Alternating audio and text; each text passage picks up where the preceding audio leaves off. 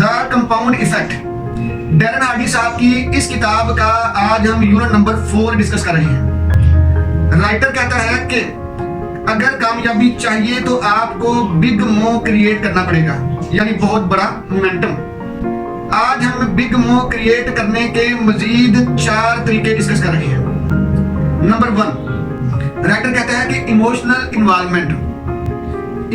Involvement creates big move.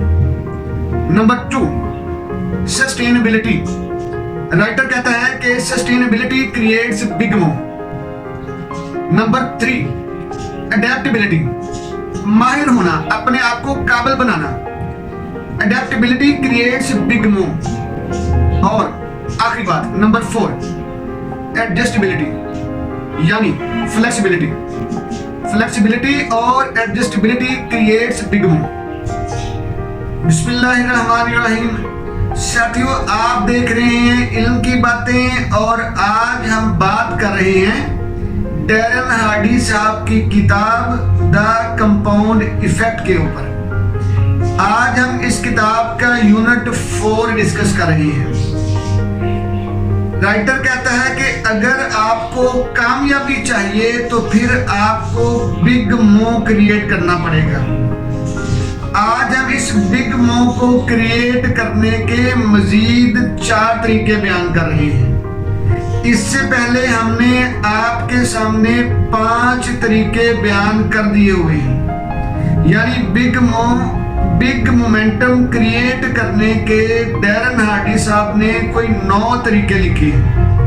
ठीक, हम आज आखिरी 4 वालों तरीकों पे बात कर रहे हैं। पहला तरीका, राइटर ने कहा है कि इमोशनली इन्वॉल्वमेंट, यानी emotional involvement creates big move. कहते हैं कि अगर आप कोई काम करना चाह रहे हैं लेकिन आप इमोशनली उस काम में इन्वॉल्व नहीं हैं, आप इमोशनली उस काम के लिए टची नहीं है, सेंसिटिव नहीं है, आप इमोशनली मूव नहीं रहते हैं उस काम को करने के लिए, आपकी इमोशनल इन्वॉल्वमेंट नहीं है, आप इमोशनली ओवरवेल्म्ड नहीं रहते, तो कहते हैं कि वो काम आपके लिए मुश्किल हो जाएगा। अगर इमोशनल इन्वॉल्वमेंट नहीं होगी तो बिग मूव क्रिएट नहीं होगा, यानी तहरीक नहीं आएगी। तो इसलिए अपने आप को अपने जॉब, अपने काम में इमोशनली इन्वॉल्व रखें, क्योंकि इमोशनल इन्वॉल्वमेंट जो होती है वो बिग मूव क्रिएट करती है।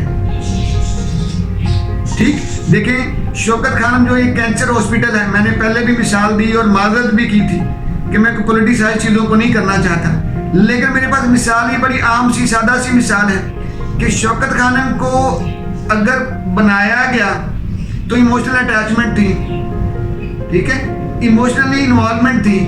इमोशनल अटैचमेंट या इमोशनल इन्वॉल्वमेंट कितने बड़े बड़े मोर्चे दिखाती है, देखें आप, है ना। तो सबसे पहली बात आज हमने डिस्कस की कि इमोशनल इन्वॉल्वमेंट आपकी होनी चाहिए आपके काम में, फिर बिग मूव क्रिएट होगा।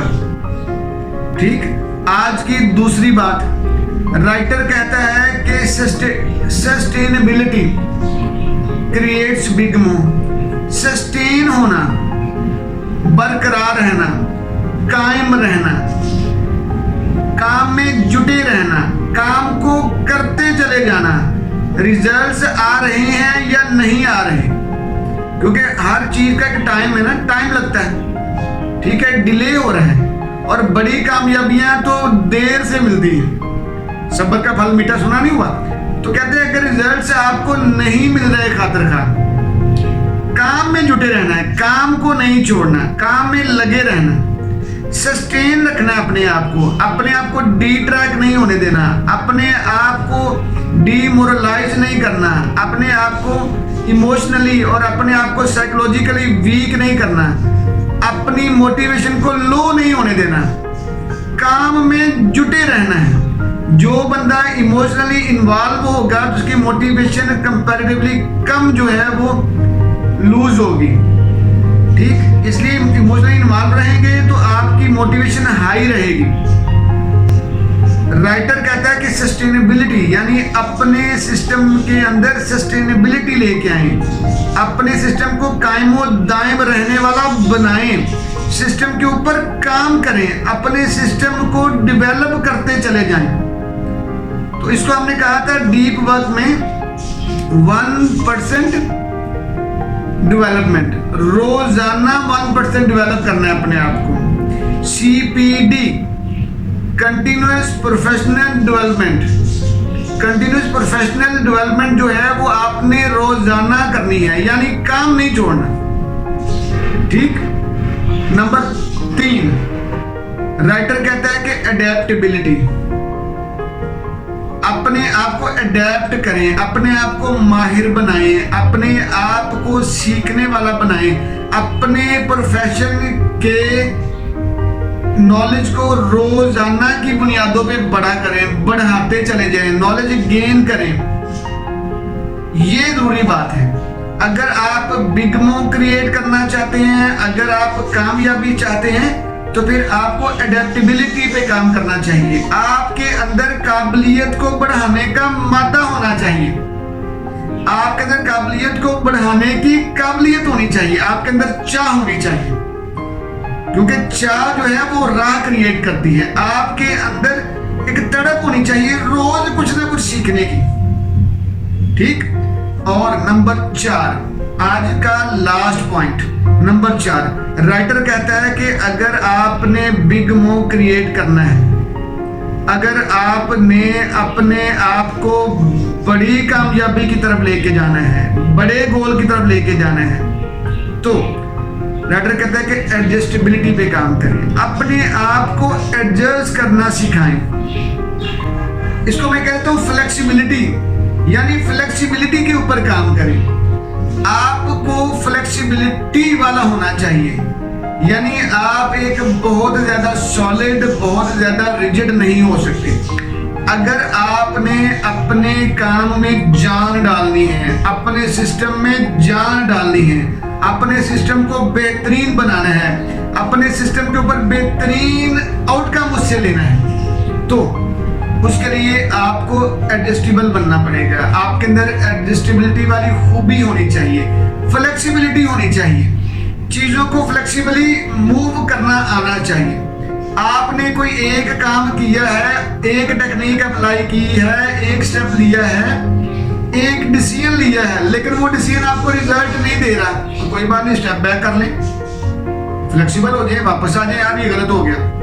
ठीक।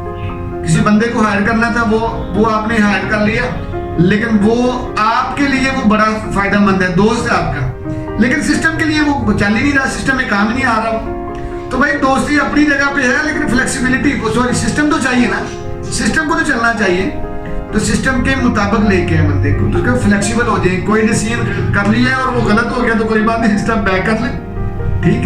ये बहुत जरूरी है। इस्लाम ने कहा ला इकराह फिद्दीन है, फ्लेक्सिबल रहना है, इतना फ्लेक्सिबल रहे कि आपको अपनी नई और पुरानी चीजों को एडजस्ट करना आना चाहिए। ठीक। तो राइटर कहते हैं कि जो लोग एडजस्टेबिलिटी वाले होते हैं, जिनके अंदर एडजस्टेबिलिटी वाली खूबी पाई जाती है, जो लोग एडजस्टेबल होते हैं, जो लोग ये चाहते हैं कि अपने आप को कामयाबी की तरफ लेके जाएं, तो उनमें ये खूबी पाई जाती है कि वो एडजस्टेबल होते हैं, वो फ्लेक्सिबल होते हैं, वो चेंजेबल होते हैं। ठीक है। वो अपने आप को चेंज के लिए हमेशा तैयार रखते हैं।